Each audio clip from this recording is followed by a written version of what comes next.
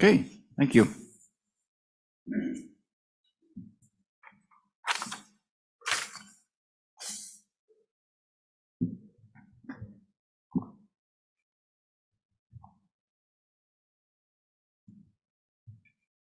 Senate Minerals Business and Economic Development Committee will come to order for this Monday, January 13th, 2023. We're live in the room and online. Bill for our consideration today, Senate Joint Resolution 4, phasing out new electric vehicle sales by 2035. We all know everybody's here. We're good. So let's go for the record that Senator Rothfuss is not here. Go ahead and give us a roll call so we can note that we're missing. Senator Cooper? Here. Senator Ellis? Present. Senator Jones?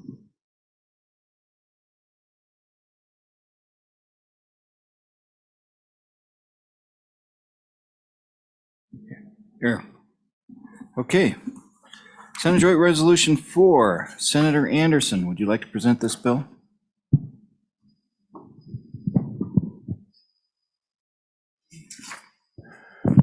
Yes, thank you, Mr. Chairman. I would like to present the bill. This bill is to support our oil and gas industries. Our oil and gas industries are huge for Wyoming and the West, for that matter, for every state in the West. We've been producing these products for years and years, and they've created a lot of jobs in Wyoming and other Western states. And so we're trying to save as much as we can with oil and gas industry. What we've seen is that other states are moving to eliminate our petroleum-fueled vehicles.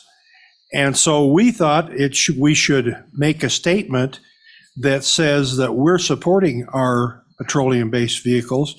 And we made the bill just like some other Western states have done, and only they said eliminate petroleum vehicles. We're saying eliminate the sale of new electric vehicles. Now, this is just a resolution. It's not a law. So it's just making a statement. It's not changing anything that happens in the state or that any distributor has to do something different.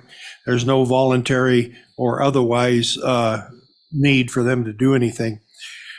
We have a problem with what's going to happen with the batteries. The batteries that are in these vehicles require a lot of critical minerals that we don't have domestically.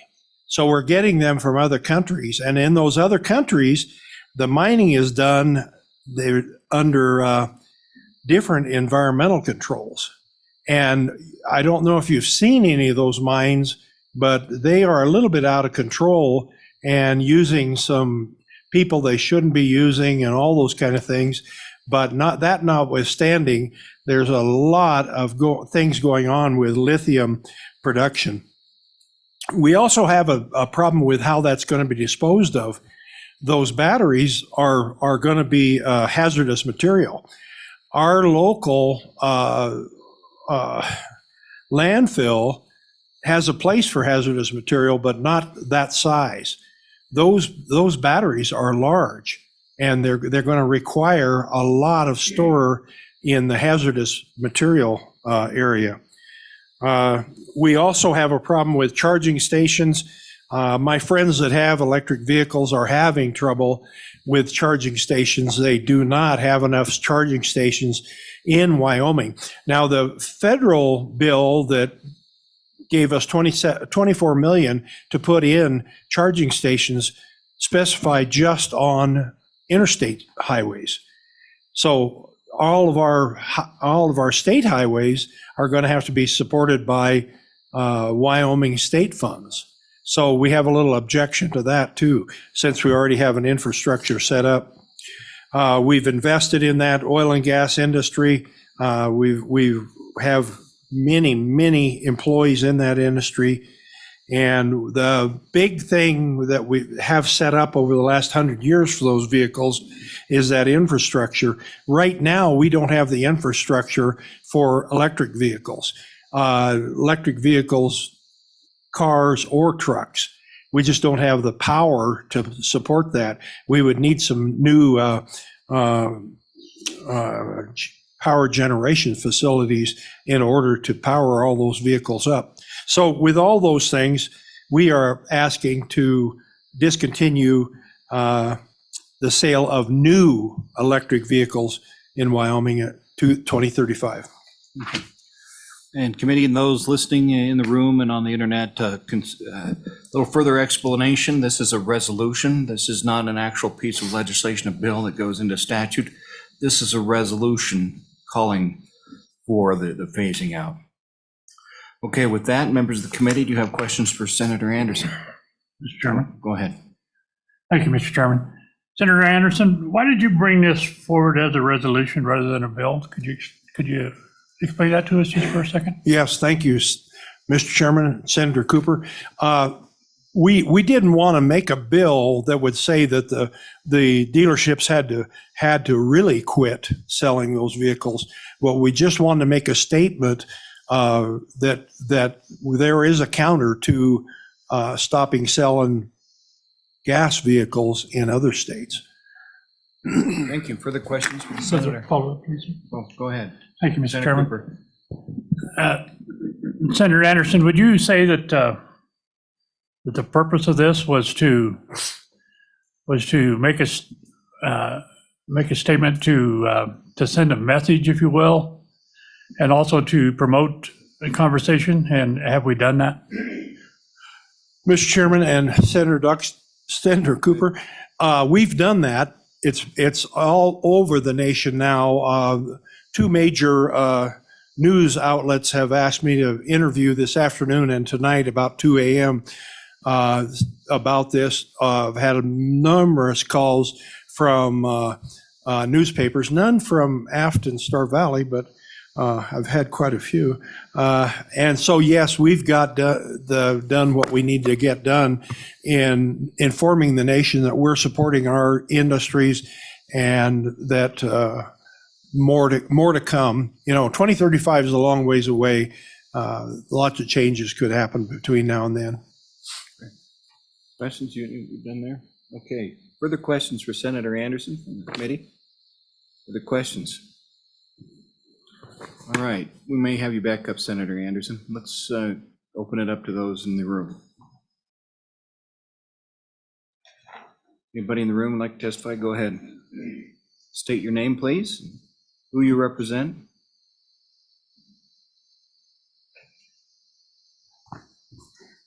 Go ahead. Mr. Chairman, members of the committee, good afternoon. My name is Marcia Allen, representing the Wyoming Automobile Dealers Association, which represents our members are the franchise new car and truck dealers of the state. I wrote testimony so I can kind of stay on track, so forgive me for reading, and then I would be happy to answer questions once I'm done. Although this is just a resolution and not a bill, the message is extremely concerning and one that is probably years too late in coming. Although the first versions were not very plentiful, popular, or efficient, electric vehicles have been around for years and sold by dealers since their introduction. In fact, in 2017, the Wyoming legislature enrolled Senate File 57 that opened the door to direct sales by a manufacturer bypassing dealerships, and our concerns and opposition fell on deaf ears at that time. We fully understand the frustrations towards mandates, actions that are taken by other states and even the federal level that trickle down to policy in Wyoming. We may not support those. Our members have been significantly impacted by many of the mandates and policies too. This is a very complex issue and still has many unanswered questions and unknowns, as you just heard. But this resolution totally ignores the large investments that other industries, including dealerships, that have made to the infrastructure in support of these electric vehicles. Section 2 on page 2 is extremely harmful to us and unreasonable for several reasons. In actively suggesting that consumers not purchase and industry not sell electric vehicles, Wyoming is sending the wrong message, particularly to those who have already made major investments in Wyoming over the years. Additionally, the suggestion places a dealer in direct violation with their manufacturer in their sales and service agreements, which are redone every 3 to 7 years depending on the manufacturer. As to the investment dealers are making, in 2020, for instance, Cadillac announced that their new vision for the future was that all of their line make will be electric by 2025 to 2030. Further, that in order for a dealer to continue representing Cadillac, they would need to make an investment of a minimum of $250,000 for infrastructure, installing the chargers and the equipment needed, heavier lifts, that type of thing, so that they can even continue. If they chose not to make that investment, they were offered a buyout of the franchise. I spoke to one of the dealers last week, and his investment so far for just the EV infrastructure to continue as a Cadillac dealer was about $500,000. That does not include the costs for training or tools. Since then, other manufacturers have made the same type of announcements and requirements, Buick, GM, Ford, down the line. So in closing, I would just state that every dealership in Wyoming is either in the process of making these very costly decisions, whether it's to invest further, updating existing infrastructure, or have completed EV infrastructure requirements to maintain their business. They continue to support their customers, employees, and communities in Wyoming. The electric vehicle infrastructure is only a drop in the bucket to their total contribution to this state. For many dealers, for years, dealers have invested in their local communities, provided good jobs, sent revenues to the state. Their contribution shouldn't be disregarded so easily. We believe that pushing back on mandates originating in California requires a statement be made at the expense of one industry versus another, nor should it ignore and target others who have been impacted by these as well. So again, understanding this is just a resolution, words hold power, and casual statements made can cause real harm. Thank you for the opportunity to express our concerns, and I would stand for questions. Thank you. Questions for Ms. Allen? Mr. Chairman. Go ahead. Thank you, Mr. Chairman. Ms. Allen, would you say that that your group would support free enterprise and let the market forces predict who should be, where we should go with this type of vehicle, and let personal choice, personal freedoms be a lot more at play than mandates from manufacturers and states? Ms. Allen? Senator Dockstader, Senator Cooper, I'm not really sure I understand your question, because the market does dictate or should dictate those things. Other states, and this is directly a pushback, I think, to California and their mandate, and the CalLEV states that have issued this mandate. So they have taken that out of the free market. But I guess my point was that this pits one industry against another in Wyoming, and the message being sent or heard from my members, or what I'm hearing, is that if we're not gas and oil, we don't matter. And that's where our pushback, I guess, is to this statement, is that we do matter. We do make a difference, and we are contributing to the state of Wyoming. Senator, follow-up? Further questions? Go ahead, Senator Rothfuss. Thank you, and thank you for being here and providing that testimony. So it seems the message that you're trying to convey is that maybe the legislature should kind of stay out of this one and let business do what business needs to do. Is that fair? Chairman Dockstader, Senator Rothfuss, yes. And maybe Or- be supportive of all of the industries, not just picking and choosing winners? Correct. We shouldn't be picking and choosing winners and losers. And by you encouraging people to not purchase vehicles, you are harming your businesses in Wyoming. Great, thank you. Further follow-up? None? Anybody else that would like to visit? Ms. Allen, I think you're good. Thank you. Thank you. Good presentation. Further comments from the audience? Go ahead. Thank you, and state your name. Who you represent. Chairman Dockstetter, members of the committee, I'm Keith Riddle, representing the Wyoming Outdoor Council. Recognizing this is a resolution, I would just add a few quick points and note that, some of the challenges to the transition with EVs can be managed. But I hope to just highlight a few benefits to Wyoming citizenry and industry of EVs, including lower operating costs, lower lifetime total cost of ownership, superior acceleration and handling, versatility for contractors, for example, representing a mobile power source in some of the new trucks on the market, the convenience of charging at home for local travel in particular, powering homes during grid disruptions. I would also note that the resolution would seem to be at odds with other interests in Wyoming, including the electrical power generation industry, which extends to several aspects of the mining industry. There's, before this session, House Bill 61 intended to advance rare earth element mining in Wyoming, which is supported by EV adoption. Households and businesses may some prefer to have one of each type in time to benefit from their respective operating characteristics.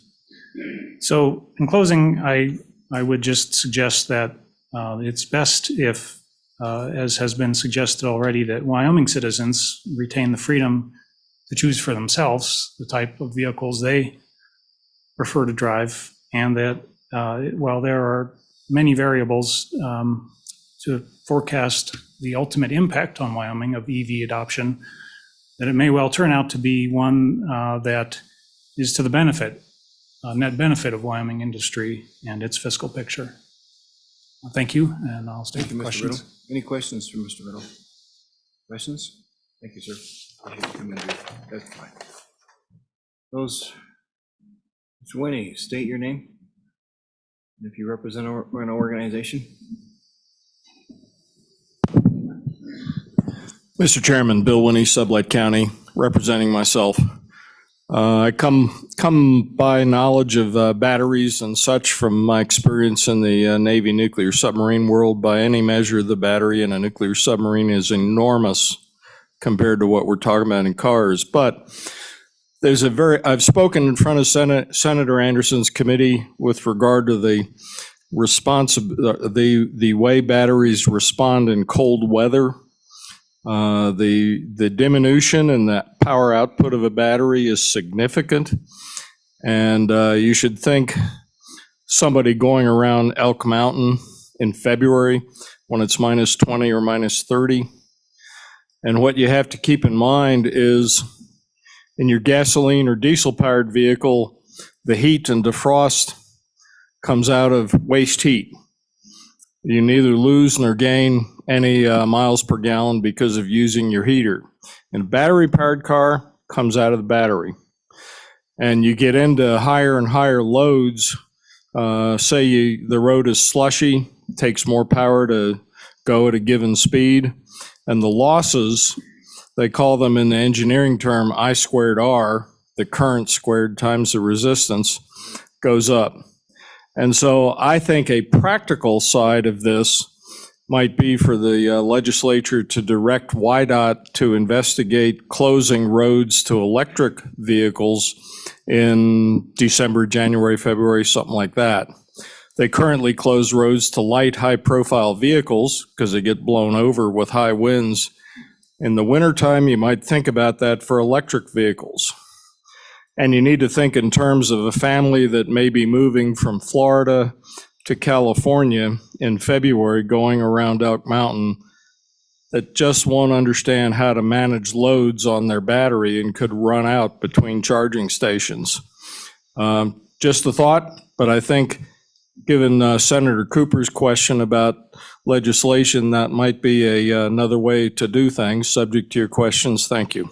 Mr. Winnie, committee, questions for Mr. Winnie? All right, thank you for testifying, Mr. Winnie. Others in the room? Any other testimony in the room? On the internet, what do we have? Nothing. Okay. All right. Committee, what's your pleasure? I'd like to offer a couple of things, because I think as a follow-up to Senator Anderson, what he was saying in regards to threats or changes on our Wyoming-based economy, and thanks to folks from Mineral Association, I just asked for the latest numbers that we have in jobs. If we go electric, these are the job numbers that we're up against. Coal right now, we have 4,971 jobs. Bentonite, 656. Trona, 2,250. Uranium estimated at 100. And in the industry, it says essentially, if you were to move it out and say, what other jobs are affected by this, and you double the number. So we have an estimated count of about 16,000 jobs. Folks, I would just say that that's probably what we're looking at as we try to slow down the changes here, because we also have a responsibility to make sure that we keep Wyoming employed. And in a recent presentation we had in the Joint Minerals meeting, we asked the Energy Authority, they had some study numbers on what the recent lease restrictions cost Wyoming. And this is what we had in the time frame of 2021 to 2025. Wyoming loses $304 million per year in oil and gas revenues. That's 1 year, folks. Double that, $608 million for 2 years. So you see, at some point we have to say, we have a responsibility to keep Wyoming strong financially and keep Wyoming's people employed. So I'll just say that going into this before we work the bill. Anybody else like to add anything? Senator Cooper. Thank you, Mr. Chairman. Before we go any further and discuss whether or not we're going to move the bill, I'd like to say that I took an oath when I came into this office to protect the state of Wyoming against all enemies, foreign and domestic. And when I see somebody that's making an open assault on the people of Wyoming and on our industries and on our way of life, on our livelihoods, on our values, I take that ban on all the petroleum-based vehicles as an assault on our people and on our industries. And I feel like we have an obligation to speak up, to push back, to resist that assault. I guess my point would be, if somebody's going to take pot shots at Wyoming, we're probably going to shoot back. That's who we are. So that's my thoughts that's the reason I stepped forward to support this bill. Has it gone far enough? It's made its statement. It's promoted a lot of discussion. I think that was the purpose of it. Maybe here's where it ends. Thank you. Fair enough. Senator Rothfuss. Thank you, Mr. Chairman. So we've been talking for as long as I've been on this committee, which is 12 years now, about the fact that the United States economy is changing and has been changing and is going to continue to change. Electric vehicles aren't new, but they certainly have improved over the last 5 years in particular, as battery technology has improved. So this is not necessarily a new thing. The concern that I have, though, is that we've always embraced it as a threat. We've always thought that oil and gas diminishing is dangerous to the state of Wyoming, and that any move away from gasoline would be a move away from oil and gas and a move away from the Wyoming economy. And I understand that as a first approximation, because we think we produce a lot of oil and gas, and we do. The reality is, though, this is not an insignificant amount of energy that has to be shifted. And I just looked up the 2022 numbers, and the United States overall consumes 97 quadrillion BTU of power a year. That's a lot. And Wyoming at one point produced 10 quadrillion BTU of power. That was in our heyday a few years ago. So we did a pretty good job on that. We still do. It's not as if these electric vehicles don't require energy. They require just as much energy, in fact. They require it somewhat differently, and they obviously require it from electrical load.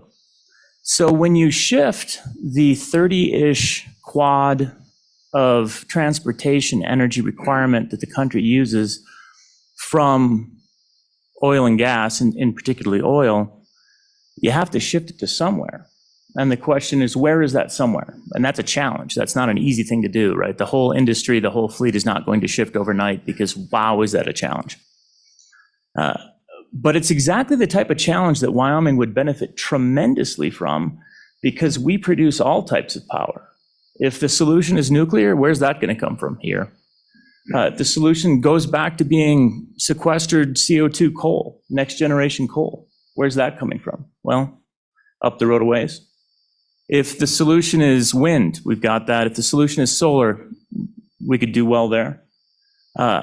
There is no scenario in which a shift to electric vehicles is in fact a detriment, in my view, to Wyoming. And then when you look at our emerging industries, where we'd like a lithium industry, well, most of the batteries in the foreseeable future are going to require lithium, and demand is increasing at a ridiculous rate. And there really aren't a lot of technology-ready battery alternatives that could support what we're talking about. So there's another opportunity for Wyoming, particularly in the Y-cusp area, southwestern Wyoming. And then we need magnets, and those magnets require rare earths, and a lot of the rest of the features of an electric vehicle require rare earths, and we need a domestic supply of that instead of relying on international. Well, who has the richest source of rare earths that's about to be mined in the country? Turns out that's Wyoming. So I understand that we read this as some switch away from Wyoming, but I can't imagine a circumstance which would be more beneficial for the long-term viability of the state than for us to be forward-looking and embrace this slow transition. It's not going to be fast. California by 2035, I'd be a little shocked if they could pull it off.